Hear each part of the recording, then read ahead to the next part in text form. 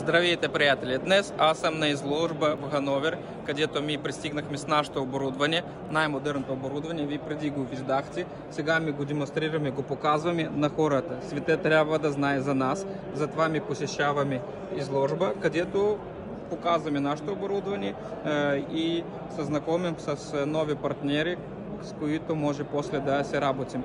Сега виждаме нашето табло, където има банковско плащане, монети, клиентска карта, може да заредим с NFC плащане и с монети.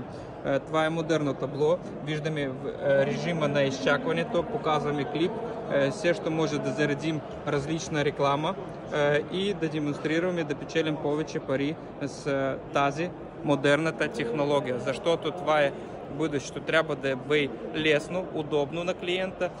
На този модел табло може да сложим клипче, което же обучава нашите клиенти как да се ползват с клиентската карта, как да се ползват с банковско плащане на NFC и как правилно да си измият колата, как правилно да нанасят вакса, кога трябва да изплакват колата, кога топла вода трябва да се използва, кога да се слага безконтактно и как правилно да си измиеш колата по-лесно и по-изгодно за теб да бъде по-евтино за клиента.